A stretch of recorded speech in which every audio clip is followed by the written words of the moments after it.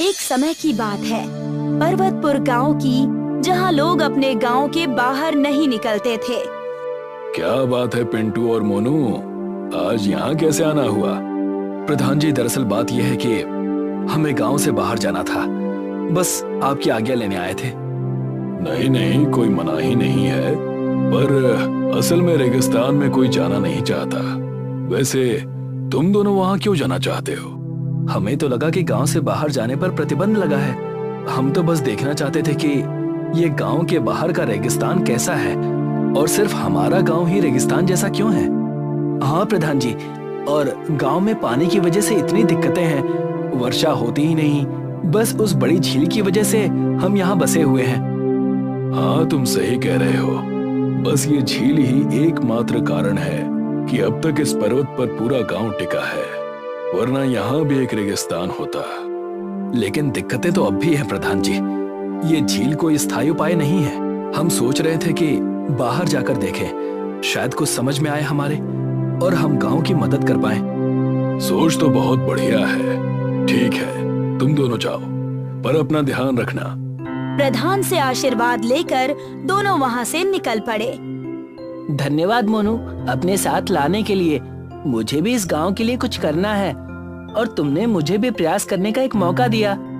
अरे इसमें मैंने कुछ नहीं किया, बस कुछ करने की चाह होनी चाहिए। फिर हमारा साथ ना भी होता तब भी तुम इस यात्रा पर निकल ही जाते। चलो अब हम चलते हैं पानी की तलाश में ऐसी जगह जहां हम गांव वालों को ले जा सके। तीनों रेगिस्तान में निकल पड़ते हैं और एक साथ कोई नई जगह ढूंढने लगते हैं। पूरा दिन ढूंढने के बाद उन लोगों को कुछ नहीं मिलता और रात हो जाती है। आज तो हाथ में बस ये रेत आई, कुछ ऐसा मिला ही नहीं जिससे गांव का भला हो सके। हाँ, क्या हमें यहाँ इस रेत में कुछ मिलेगा भी? आज का दिन बीता नहीं और तुम दोनों ने अभी से शिकायतें शुरू कर दी। पर जहाँ तक नजर जा रही है, बस रेत ही रेत दिखती है। अभी तो बस एक दिन हुआ है, हमें और समय देना होगा, तब जाकर कुछ हाथ लगेगा। अगर इतनी जल्दी कोई उपाय मिल जाता तो गांव में इतनी दिक्कत होती ही क्यों? हाँ सही कह रहे हो, वो सब छोड़ो, लेकिन रेगिस्तान में रात के समय काफी ठंड लगती है। लगता ही नहीं है कि ये वही दोपहर वाला रेगिस्तान है। हाँ सही कहते हो, तुम्हारी बात सुनकर मुझ में एक नया उत्साह आ गया है मोनू। अब चलो सो जाते हैं और कल फिर अपनी खोज को आगे बढ़ाएंगे। तीनों लोग टेंट में चले जाते हैं। अगला दिन होता है और तपती धूप में फिर सफर शुरू होता है। अरे गोलू, पानी रखा तो है? हाँ पानी तो है, तुमने अभी कुछ देर पहले ही पानी पिया था ना, अब थोड़ा सब्र करो। हाँ पिंटू, थोड़ा रुक जाओ। हाय गर्मी, इतनी धूप है मानो पसीना भी सूख लेगा। तीनों धूप में चल रहे थे, तभी पिंटू, जो कि बहुत ही थका हुआ था, अचानक बहुत ही खुश नजर आने लगता है। उसे कुछ दूरी पर एक पेड़ और झील दिखाई देता है। अरे मोनू, वो देखो झील। कहाँ है झील? वो दूर देखो, वो दूर से ही दिख रहा है, और वहाँ एक नारियल का पेड़ भी है। चलो। गोलू और मोनू भी उसे देखते हैं और उन्हें भी वही झील और पेड़ दिखाई देती है, और वो दोनों भी पिंटू के पीछे झील के पास पहुँच जाते हैं। जरा देखो यहाँ कितना पानी है। बस अगर ये झील गांव को मिल जाए तो गांव फिर से पहले जैसा हो जाएगा। हाँ, और हमारा ये सफर सफल हो जाएगा। हाँ गोलू, जल्दी करो और ये पानी पीने के लिए भर लो। हाँ, बस अभी भरता हूँ पानी। रुक जाओ, कोई भी ये पानी नहीं पिएगा। कौन बोला? मैंने बोला। इस झील और इन पेड़ों का मालिक नाम है जिन। अरे ये आवाज कहाँ से आ रही है? नीचे तो देखो। तीनों लोग नीचे की ओर नजर करते हैं और देखते हैं कि वहाँ एक जिन है, जो कि कद में बस उनके घुटने तक का ही है। हमने तो कहानियों में सुना था आपके बारे में, पर आप तो सच में बड़े बौने निकले। मजाक उड़ाते हो मेरा? ऐसा जादू चलाऊंगा कि सारी हेकड़ी निकल जाएगी। अरे माफ कीजिएगा जिन जी, हमारी ही गलती है। हम तो अपने गांव की समस्या का हल ढूंढने निकले थे। गांव के झील का पानी अब सूख गया है और हमें बड़ी दिक्कतें हो रही हैं। कृपा कीजिए और हमें इस झील का इस्तेमाल करने दीजिए। मन के साफ लगते हो, पर मैं ये झील तुम्हें नहीं दूंगा। तुम्हें अगर मेरी मदद चाहिए तो बदले में कुछ देना होगा। पर हमारे पास ऐसा कुछ है भी जो हम आपको दे सके? हाँ, तुम्हारी ही तरह एक और व्यक्ति आया था कई वर्षों पहले, और उसने मेरे सामने ये इच्छा जाहिर की थी कि उसके गांव में झील आ जाए। जी, वो गांव हमारा ही है। हाँ, और उस व्यक्ति ने अपना वादा पूरा नहीं किया, और वरदान के बदले जो मेहनत करने का वादा उसने किया था वो उसने नहीं निभाया, और झील पाकर मुझे भूल गया। अच्छा, तो अब हम क्या करें जिंजी? कुछ करो नहीं, उस व्यक्ति का वादा पूरा करो। तुम्हारे गांव की समस्या अपने आप ठीक हो जाएगी। पर उसने ऐसा क्या वादा किया था? वैसे मैं आपको पहले ही बता दूं कि हमारे गांव में कद ऊंचा करने की दवाई नहीं मिलती। दुष्ट बालक, फिर मजाक उड़ाता है मेरे छोटे कद का। माफ कीजिएगा जिंजी, मैं इसे समझा दूंगा। और कद शरीर से नहीं कर्मों से ऊंचा होता है। हाँ, तुम समझदार लगते हो, तो जाओ और अपने पुरखों का वादा पूरा करो। वो सब तो ठीक है, पर वो वादा आखिर है क्या, और हम उसे पूरा कैसे करें? इस रेगिस्तान को हरा भरा करने का, और इसे पूरा कैसे करना है ये मैं नहीं बताऊंगा। ये जाकर खुद पता करो। क्या? अब जाओ, छू मंतर हो जाओ। जिन्न के ये कहते ही तीनों वहाँ से गायब हो गए और अपने गांव में पहुँचे। तीनों एक दूसरे को आश्चर्य से देखने लगे। अरे, ये तो गजब हो गया। आग झपकते ही हम वापस गांव में आ गए। हाँ, वो छोटू जिंजी तो असल जिन निकले। वो सब तो ठीक है, पर परेशानी अब बहुत बढ़ जाएगी। आखिर हम रेगिस्तान को हरा भरा करेंगे कैसे? हाँ, और हमारे पास उन छोटू जिंजी के अलावा और कोई चारा भी तो नहीं है। वही हमारी मदद कर सकते हैं। लगता है सब व्यर्थ हो गया। हमारे पास तो इतना पानी भी नहीं है कि हम पूरे गांव की खेती पहले की तरह कर पाए। तीनों निराश होकर अपने घर की तरफ निकल जाते हैं। कई दिन बीत जाते हैं, पर कोई मार्ग नहीं निकलता। ऐसे में एक दिन तीनों प्रधान के घर जाते हैं और प्रधान को वो सारी बातें बताते हैं। तुम तीनों ने बहुत अच्छा काम किया जो ये बात मुझे बताई। इसका मार्ग मेरे पास है। कैसा मार्ग प्रधान जी? दरअसल कई पुश्तों से बीज की कुछ बोरियां हैं जो कि उसे दी जाती है जो इस गांव का प्रधान बनता है। पिछले प्रधान ने मुझसे कहा था कि ये बोरियां मैं संभाल कर रखूं। ये बोरियां जादुई हैं और इनके इस्तेमाल से रेगिस्तान एक दिन हरा भरा हो जाएगा। क्या सच प्रधान जी? एकदम सच बेटा पिंटू। कहा जाता है कि जब ये गांव बसा था और ये झील हमें मिली थी, उसी समय इस बीज का इस्तेमाल करके इस रेगिस्तान को हरा भरा किया जाना था, पर गांव के लोगों ने उन्हें रोक दिया।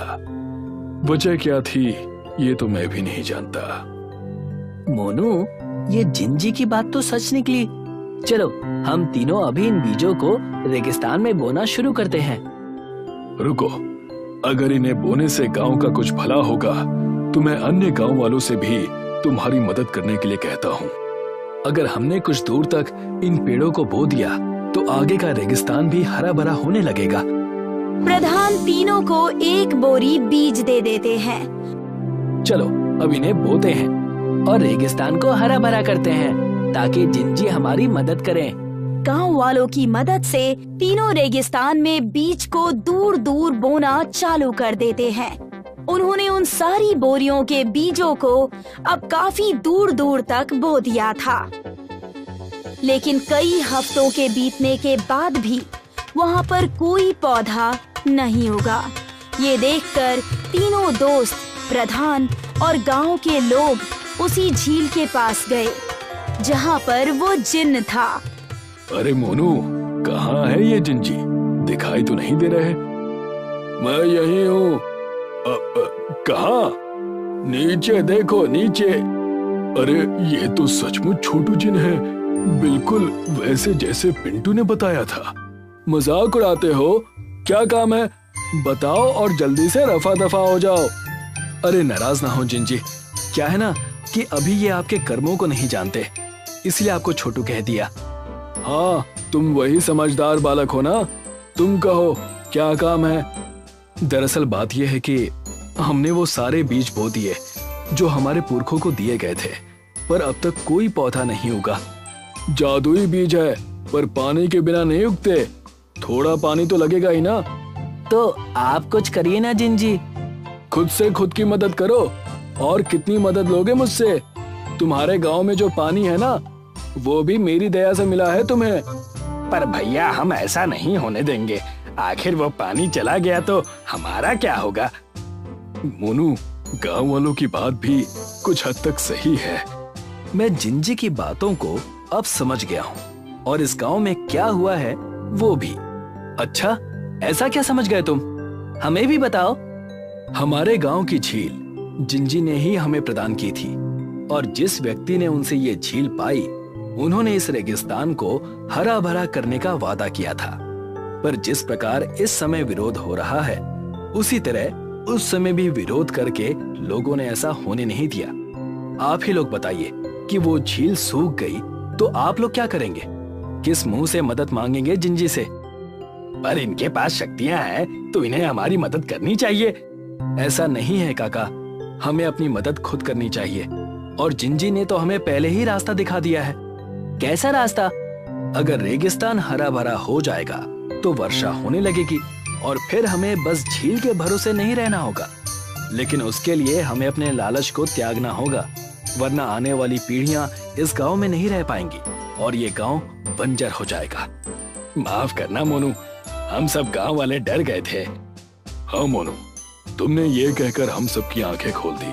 हमें सिर्फ अपने स्वार्थ के बारे में नहीं सोचना चाहिए, और ना ही मेहनत से भागना चाहिए। आसानी से कोई वरदान मिल जाए ऐसी आशा भी नहीं रखनी चाहिए। हम सब तुम्हारे साथ हैं मोनू। हाँ, अब रेगिस्तान हरा भरा होकर रहेगा। मैंने कहा ना कि ये समझदार है। जाओ, अब सब काम पर लग जाओ। मात्र एक दिन में ये रेगिस्तान हरा भरा हो जाएगा। सबने उसी झील का पानी इस्तेमाल किया।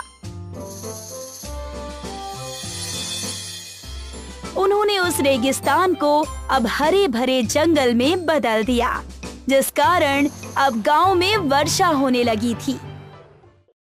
चमन एक मोची था। वो सड़क के किनारे जूते चप्पल जोड़ने और जूते पॉलिश करने का काम करता था। अगर किसी बहन जी की चप्पल टूट गई तो चमन मोची के पास आइए, मात्र 20 रुपए में चप्पल ठीक कराइए। अगर किसी बाबूजी का जूता गंदा हो गया तो चमन मोची के पास आइए और 20 रुपए में जूता पॉलिश कराइए। चमन दिन भर में 150-200 रुपए से ज्यादा नहीं कमा पाता था। देर रात वो अपने घर सब्जी और आटा लेकर पहुंचा। लो सरला, आज फूल गोभी लेकर आया हूँ। सूखे मसाले डालकर खूब चटपटी करके बनाना। फूल गोभी इस समय बहुत महंगी है, तो गोभी लाने की क्या जरूरत थी? लौकी तुरई कद्दू खा खा कर मन उब गया है, तो आज मैंने सोचा गोभी ले चलता हूँ। अपनी कमाई देखकर चीजें खरीदा करो। महंगे आइटम खाने हैं तो ये मोचीगिरी छोड़कर कोई और काम धंधा शुरू करो। अब मैं और क्या काम करूँ? मेरे पिताजी भी मोची थे, उन्होंने ही मुझे सारे काम सिखाए। तुम जरा खाना बनाने से पहले थोड़ी चाय बना लो, वरना खाना खाने से पहले ही मुझे नींद आ जाएगी। कुछ देर बाद सरला चाय लेकर आई। ये लीजिए। मसाले खत्म हो चुके हैं, तुम हल्दीराम सेठ की दुकान से मसाले ले आओ, वरना गोभी बिल्कुल बेस्वाद बनेगी। जाता हूँ, अभी जाता हूँ, लेकिन कहीं हल्दीराम की दुकान बंद ना हो गई हो। चमन सेठ हल्दीराम की दुकान पर गया।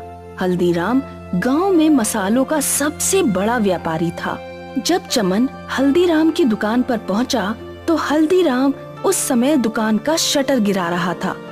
सेठ जी रुक जाइए, मुझे 50 ग्राम धनिया, 50 ग्राम कश्मीरी लाल मिर्च, 50 ग्राम सब्जी मसाला और 50 ग्राम हल्दी दे दीजिए। अब मैं तुम्हारे 50-50 ग्राम मसालों के लिए फिर से दुकान खोलूं? टाइम पर क्यों नहीं आते? माफ कीजिए सेठ जी, आज काम से लौटते वक्त जरा देर हो गई। मेरी घरवाली में भी बुद्धि जरा कम है। जब मसाले पूरी तरह से खत्म हो जाते हैं तभी बताती है। पैसे लाए हो या खाली हाथ ही चले आए हो? नहीं सेठ जी, पैसे लेकर आया हूँ। हल्दीराम ने दुकान खोलकर सारे मसाले दिए। ये लो 400 रुपए दो। सेठ जी 400 रुपए कैसे हो गए? क्या मसाले इतने महंगे हो गए हैं? देखो रात के 11 बजने वाले हैं, ये मोल भाव करने का समय नहीं है। तुम जैसे गरीबों को तो सौदा देना ही बेकार है। चुल्लू भर सामान खरीदते हो और दाम देने में भी आनाकानी करते हो। तुम्हारे पास 400 रुपए हैं तो बताओ, वरना मेरा समय बर्बाद मत करो। सेठ जी, इस समय मेरे पास 200 रुपए हैं, आप इन्हें रख लीजिए, कल मैं आपको बाकी के 200 रुपए दे जाऊंगा। ले जाओ फ्री का माल। तुम गरीबों को सामान उधार दे देकर मेरे हजारों रुपए फंस गए हैं। हल्दीराम ने चमन की खूब बेइज्जती कर ली, फिर उसे मसाले दिए। चमन मसाले लेकर घर पहुंचा। खाना खाते समय सरला ने चमन से कहा, कई महीने हो गए, लेकिन मुझे ना तो उल्टियाँ हुई हैं और ना ही पेट में कोई भारीपन महसूस हो रहा है। कल आप मुझे डॉक्टर के पास ले चलिए। ठीक है, कल काम पर जाने से पहले तुम्हें डॉक्टर के पास ले चलूंगा। चमन अगले दिन अपनी पत्नी को डॉक्टर के पास लेकर गया। कुछ जांचें करने के बाद डॉक्टर ने कहा, वैसे तो सब कुछ ठीक है, लेकिन तुम्हें अपना खान पान सुधारना होगा। अनार, सेब, मछली, अंडा, दूध, दही, ये सब अपने खान पान में शामिल करो। उस दिन रात में चमन सरला के लिए अनार और सेब लेकर पहुंचा। फल तो बहुत महंगे होंगे, आज आप हल्दीराम सेठ के पैसे कैसे चुकाएंगे? अरे तुम चिंता क्यों करती हो, उसके पैसे बाद में चुका दिए जाएंगे। थोड़ी बहुत बातें सुनाएगा तो मैं सुन लूंगा, फिलहाल तो मैं उधर जाऊंगा ही नहीं। अपनी पत्नी को अच्छा खिलाने के लिए चमन खूब मेहनत करने लगा। वो जहाँ मोचीगिरी का काम करता था, उस स्थान पर उसने बेचने के लिए कुछ पुरानी चप्पलें भी रख ली। जल्दी ही चमन ने अपनी कमाई दोगुनी कर ली। जैसे जैसे सरला के पेट में उभार आ रहा था, वैसे वैसे चमन की खुशियाँ बढ़ती जा रही थी। चमन खुशी में हल्दीराम के पैसे वापस करना तो भूल ही गया। एक दिन वो खिलौने ले आया। इतनी जल्दी खिलौने क्यों ले आए? अंदर से इतनी खुशी हो रही थी कि मुझसे रुका ही नहीं गया। उधर हल्दीराम बहुत दिनों से चमन का इंतजार कर रहा था। चमन सौदा लेकर उस दिन के बाद से तो गायब ही हो गया, अब तो इधर से निकलता भी नहीं है। मालिक, चमन की घरवाली पेट से है, इसीलिए चमन इस समय उसी की सेहत बनाने में लगा है। आपके कर्ज की उसे कोई चिंता नहीं है। हल्दीराम की भी पिता बनने की बहुत इच्छा थी, लेकिन उसकी शादी के कई सालों बाद भी उसकी पत्नी का गर्भ धारण नहीं हुआ था। हल्दीराम को चमन से जलन महसूस हुई। 200 का सूद बढ़ते बढ़ते 5000 पहुंच गया है। अब मैं चमन से पूरे 5000 वसूल करूंगा। रात में दुकान खुलवाकर सामान लेकर गया और अब पैसे देने का होश नहीं। कल पता लगेगा उस 2 कौड़ी के मोची को। अगले दिन हल्दीराम ने अपने आदमियों को चमन के पास भेजा। चमन रोड पर उस समय अपनी दुकान लगाकर ही बैठा था। तुमने सेठ हल्दीराम के पैसे नहीं लौटाए, इसलिए हम तुम्हारा सारा सामान जब्त करने आए हैं। मात्र 200 रुपए के लिए तुम मेरा सारा सामान जब्त कर लोगे? 200 नहीं, 5000। सेठ जी के कर्ज पर चक्रवृद्धि ब्याज लगता है, उसका हिसाब तुम्हें समझ में नहीं आएगा, लेकिन बस इतना जान लो कि तुम्हारा कर्ज 5000 हो गया है। भाइयों, इसका सारा सामान उठा लो। मेरे ऊपर दया करो, इस सामान से मेरी रोजी रोटी चलती है। मैं सेठ जी का कर्ज चुका दूंगा, लेकिन इस समय मेरा सामान छोड़ दो। मैं तुम्हारे सामने हाथ पैर जोड़ता हूँ। ये सब ड्रामा ना हमारे सामने नहीं चलेगा। हल्दीराम के आदमियों ने चमन का सारा सामान बटोर लिया और ले गए। चमन रोता हुआ उनके पीछे पीछे हल्दीराम के पास पहुंचा। सेठ जी, मेरी पत्नी गर्भवती है, इस समय मुझे पैसों की बहुत जरूरत है। मेरे ऊपर दया कीजिए, मेरा सारा सामान लौटा दीजिए। 5000 चुका दो, फिर अपना सामान ले जाना। मेरे सामने रोने धोने का कोई फायदा नहीं, मुझे सिर्फ पैसों से मतलब है। चमन उदास होकर घर पहुंचा। क्या हुआ, आज आप इतनी जल्दी कैसे घर आ गए? हल्दीराम सेठ ने मेरा सारा सामान छीनकर अपने पास रख लिया। कहता है 5000 का कर्ज चुकाओ, फिर सामान वापस मिलेगा। उस हल्दीराम की हिम्मत इतनी बढ़ गई, तुम अभी पुलिस के पास जाओ। पुलिस के पास जाने का कोई फायदा नहीं। हल्दीराम की बहुत जान पहचान है, मेरे जैसे गरीब की पुलिस नहीं सुनने वाली। तो आप क्या हाथ पे हाथ धरे बैठे रहेंगे, कुछ नहीं करेंगे? बहुत कुछ करूंगा। तुम कहती थी ना कि मोचीगिरी का काम छोड़ दो। हल्दीराम की वजह से ही सही ये काम अब छूट गया। अब मैं जूते चप्पलों की दुकान खोलूंगा। लेकिन उसके लिए पैसे कहाँ से आएंगे? मकान गिरवी रखकर। चमन ने अपना मकान गांव के प्रधान के पास गिरवी रख दिया और 2 लाख का इन्वेस्टमेंट करके जूते चप्पलों की शानदार दुकान खोली। चमन मजबूत टिकाऊ जूते चप्पल उचित दामों पर बेचता था, इसीलिए उसकी दुकान चल निकली। कुछ महीनों बाद एक दिन चमन हल्दीराम सेठ के पास पहुंचा। सेठ, मैं तुम्हारे रुपए चुकाने आया हूँ। हालांकि अब मुझे मोचीगिरी के सामान की कोई जरूरत नहीं है, लेकिन वो सामान मेरे पिताजी की निशानी है, इसलिए वो मुझे वापस चाहिए। चक्रवर्ती ब्याज से तुम्हारा कर्ज अब 20,000 हो गया है। इतना कर्ज चुका पाओगे? चमन ने नोटों की गड्डी हल्दीराम की तरफ फेंकी। 25,000 हैं, रख लो, जरूरत पड़ने पर तुम्हारे काम आएंगे। चमन मोचीगिरी का अपना सारा सामान ले गया। हल्दीराम को पहली बार अपना अपमान महसूस हुआ। मेरा इतना अपमान! कल का ये मोची आज मेरे सामने रुपए फेंक कर गया है। प्रधान जी के पास घर गिरवी रखकर इसने अपनी दुकान शुरू की है ना, मुझे सब पता है। इसकी वो हालत करूंगा कि ना ये घर का रहेगा ना घाट का। एक दिन हल्दीराम प्रधान के पास गया। जय राम जी की प्रधान जी। राम राम हल्दीराम, आज इधर दर्शन कैसे दे दिए? तुम्हें तो मसालों से नोट कमाने से ही फुर्सत नहीं मिलती। प्रधान जी, मैं आपके पास अपना कारोबार बढ़ाने के सिलसिले में ही आया हूँ। दरअसल मैं चमन का मकान खरीदना चाहता हूँ। वो जगह गोदाम बनाने के लिए एकदम परफेक्ट है।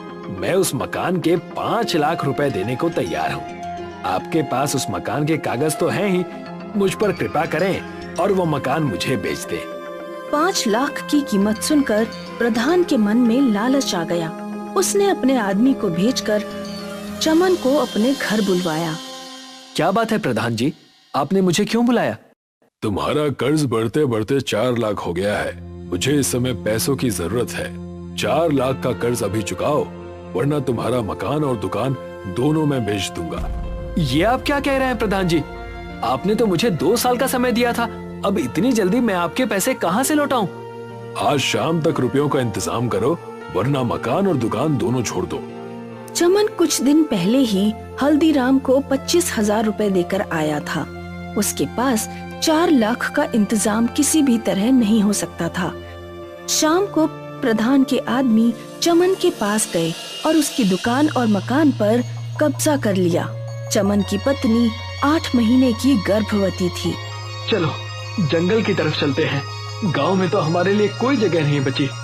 चमन और उसकी पत्नी जंगल में गए। वो जंगल में खाने की तलाश में काफी आगे चले गए। उन्हें एक नदी मिली। ये नदी जरूर किसी न किसी गांव तक जाती होगी। चमन ने लकड़ी की एक नाव बनाई और दोनों लोग उस नाव में बैठ गए। उस नदी ने चमन और सरला को एक रेगिस्तान तक पहुंचा दिया। हम तो किसी रेगिस्तान में आ गए। चमन ने देखा वो रेगिस्तान साधारण नहीं है। वहाँ रेत के पर्वतों की जगह सूखे मसाले के पर्वत थे। हल्दी का पर्वत था, लाल मिर्च का पर्वत था, सूखे धनिये का पर्वत था, अमचूर पाउडर का पर्वत था और भी बहुत से मसाले थे। लगता है ईश्वर ने हमारी मदद करने के लिए हमें यहाँ तक पहुँचाया है।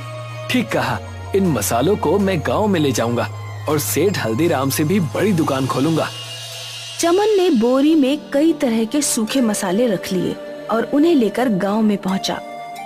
चमन ने बहुत सस्ते दामों पर मसाले बेचना शुरू किए। आओ आओ भाइयों बहनों, दिन दहाड़े लूट, सारे मसाले 100 रुपए किलो, कोई भी ले जाओ। चमन के पास गांव वालों की भीड़ लग गई। कुछ व्यापारी भी थोक में मसाले खरीदने पहुंच गए। हल्दीराम को जब ये बात पता लगी तो वो खुद उस स्थान पर पहुंचा जहां चमन मसाले बेच रहा था। हल्दीराम ये देखकर भौचक्का रह गया कि चमन के पास इतने सारे मसाले कहां से आ गए। हल्दीराम ने अपने एक नौकर से कहा, ये लो 5,000 रुपए। आज से तुम्हारा काम चमन पर नजर रखना है। जरा पता लगाओ कि चमन ये मसाले कहां से लेकर आ रहा है। अब चमन का सारा माल बिक गया तो चमन एक रात जंगल की तरफ गया। हल्दीराम के आदमी ने चमन को नदी से रेगिस्तान पहुंचते हुए देख लिया। उसने सारी बात जाकर हल्दीराम को बताई। सेठ जी, जंगल में एक नदी है जो मसालों के रेगिस्तान तक जाती है। मसाले का रेगिस्तान? हाँ सेठ जी, मसाले का रेगिस्तान। वहाँ हर तरह के मसालों के रेत जैसे पहाड़ हैं। हल्दीराम तुरंत नाव पर सवार होकर मसालों के रेगिस्तान पहुंचा। उसने भी बोरों में मसाले भर लिए और अपनी दुकान तक ले आया। लेकिन जैसे ही उसने बोरियां खोलकर देखी तो उसे पता लगा कि बोरियों में तो रेत है। ये कैसे हो सकता है? मैं तो मसाले लेकर आया था, लेकिन ये तो रेत है। उधर चमन भी रेगिस्तान में मसाले भरकर लाता था। उसके मसाले मसाले ही रहते थे। सेठ जी, मुझे तो लगता है कि चमन को कोई वरदान प्राप्त है। वो भी उसी रेगिस्तान से मसाले लाता है, लेकिन उसके मसाले रेत नहीं बनते। चमन जल्द ही बहुत अमीर हो गया। उसने मसालों की बड़ी सी दुकान खोली। अब हल्दीराम को कोई पूछता भी नहीं था। अब तो एक ही उपाय बचा है, किसी तरह मैं उस रेगिस्तान के मसालों को खराब कर दूं। हल्दीराम एक मोटर और एक बड़ा सा पाइप लेकर रेगिस्तान पहुंचा। उसने मोटर को नदी के पानी से कनेक्ट किया और पाइप से रेगिस्तान के सारे मसालों को पानी लगा दिया। लेकिन कुछ ही घंटों में धूप से पानी सूख गया और मसाले पहले जैसे हो गए। लगता है रेगिस्तान में पानी डालने से काम नहीं चलेगा। मैं इन मसालों में आग लगा दूंगा। हल्दीराम ने ढेर सारे पैसे खर्च करके बहुत बड़ी मात्रा में पेट्रोल खरीदा। वो पेट्रोल लेकर रेगिस्तान में पहुंचा। उसने पूरे रेगिस्तान में पेट्रोल छिड़का और आग लगा दी। मसाले जलने लगे। हल्दीराम बहुत खुश हुआ। अब मसालों का दी एंड हो गया। अब देखता हूँ चमन क्या करता है। हल्दीराम अपने घर बहुत खुश होकर पहुंचा। अगले दिन वो फिर से रेगिस्तान को देखने गया। आग बुझ चुकी थी और केवल मसालों के ऊपर की ही परत जली थी। अंदर से सारे के सारे मसाले पहले जैसे ही रहे। उसी समय चमन वहाँ पहुँचा। हल्दीराम, तुम्हारी हरकतें इस रेगिस्तान पर कोई असर नहीं डाल पाएंगी। तुम अपने मसाले की दुकान कहीं और शिफ्ट कर लो, क्योंकि मेरे सामने तुम्हारी दुकान तो चलने से रही। चमन रेगिस्तान से मसाले भरकर ले गया। मैं इस पूरे के पूरे रेगिस्तान को ही साफ कर दूंगा। हल्दीराम एक बहुत बड़ी नाव लेकर, जो बिल्कुल जहाज की तरह थी, रेगिस्तान में पहुंचा। उसने रेगिस्तान का सारा रेत अपने जहाज पर भर लिया और उसे लेकर गांव की तरफ लौटने लगा। जहाज पर रेत का पूरा पहाड़ हो गया था। बीच नदी में जहाज डूबने लगा। हल्दीराम भी जहाज के साथ डूबने लगा।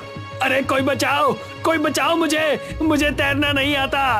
उसी समय चमन वहाँ पहुँच गया और उसने हल्दीराम की जान बचाई। मुझे माफ कर दो चमन, तुम्हारा धंधा बिगाड़ने के चक्कर में आज मैं अपनी जान ही गवा देता। तुम्हारा मसाले का रेगिस्तान तुम्हें ही मुबारक हो। मैं अपना काम धंधा अब कहीं और ले जाऊंगा। चमन के घर जुड़वा बेटे और बेटी का जन्म हुआ। उसने बहुत बड़े जश्न का आयोजन किया और खुशी से अपनी जिंदगी बिताने लगा।